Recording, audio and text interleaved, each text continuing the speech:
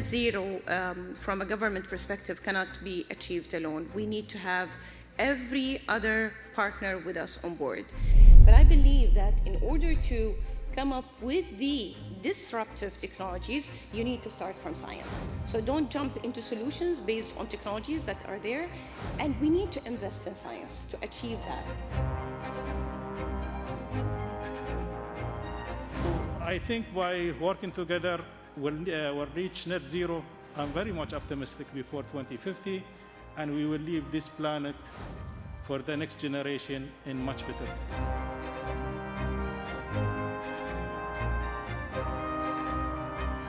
We face issues in Madagascar as in terms of deforestation, for example. So in the next 10 years, if we don't act right now, we will go to emit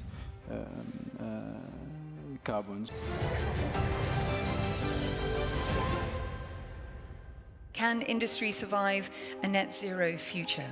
It's a big question, but it focuses on our future, as we've been discussing today, climate change, our energy transition, our net zero future. It's a big question. It's a big perspective that we like to draw upon. So, Your Excellency, Dr. Amna, if I can come to you first for your view. Thank you. Assalamu alaikum and good afternoon, everyone. It's a pleasure to be here today. And it's a very difficult topic to be talking about, but yet the answers are sometimes quite straightforward when we think about them. When we talk about net zero when it comes to industry, let me give you a perspective on net zero from the UAE. The UAE have announced its net zero strategy, which spans across 6 sectors, one of which is industry. And we know that industry contributes heavily to achieving that strategy. And because we take a whole of system approach, we did not approach this only from the government perspective. There has been consultations with the private sector, with the industries, with all stakeholders, all the way during the development of the strategy. And now when we talk about the implementation of this strategy, net zero by itself, net zero from a government perspective cannot be achieved alone. We need to have every other partner with us on board. And I think one of the models that the UAE have initiated, and we've had even a discussion on that last June in Bonn, is the National Dialogue for Climate Ambition. This is a dialogue that has been initiated for quite a while, even before I'm appointed as a Minister of Climate Change and Environment, which is less more than a year now.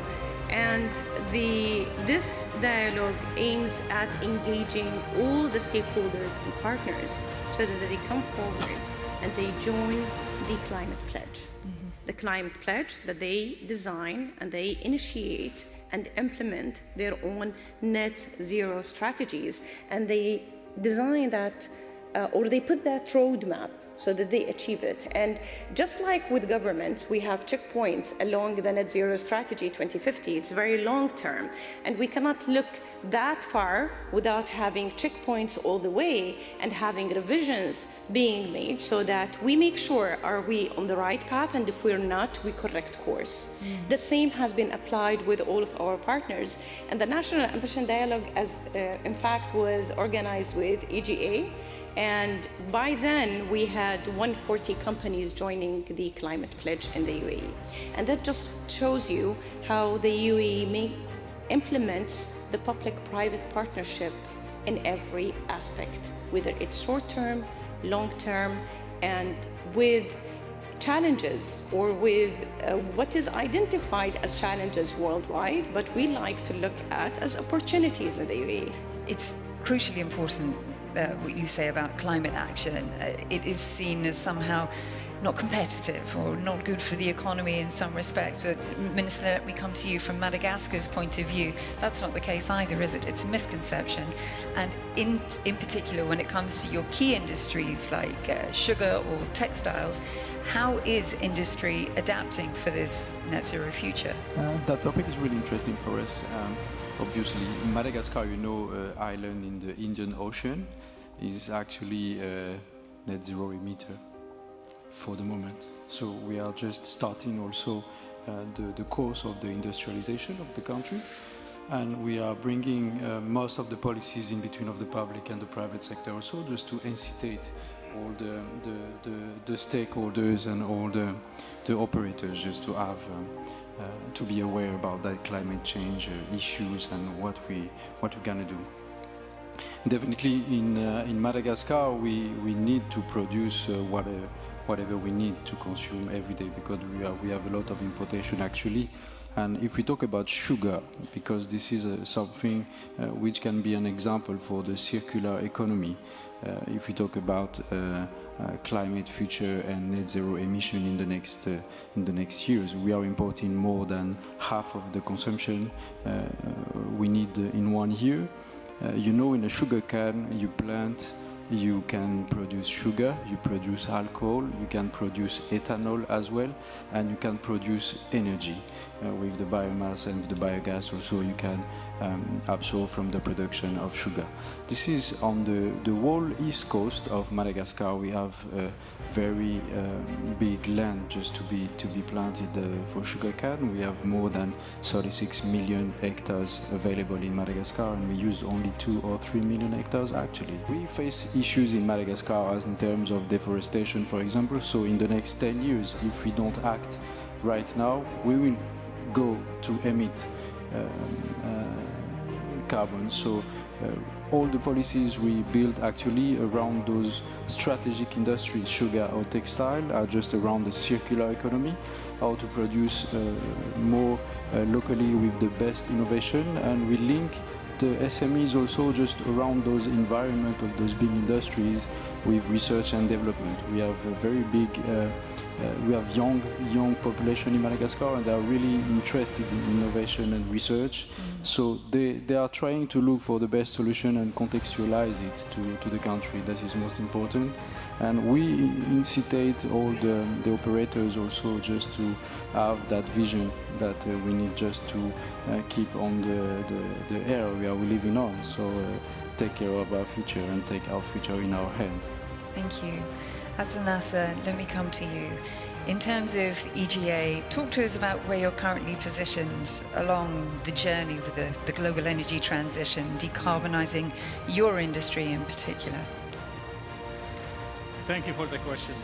I would like also to let you know, and Her Excellency also aware, we were the first company in the UAE who signed the pledge for net zero 2050. Even though we are part of hard-to-abate industry, it was a big challenge and difficult decision to make.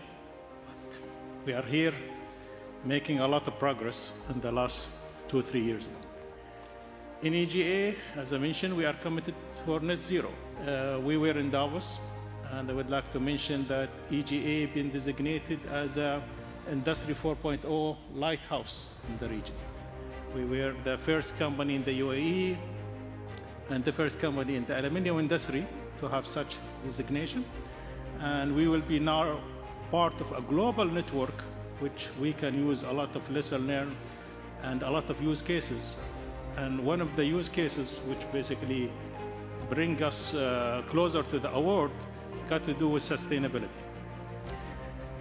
So we already started this journey 4 years ago, and we believe Industry 4.0, we will give EGA a competitive edge in the market.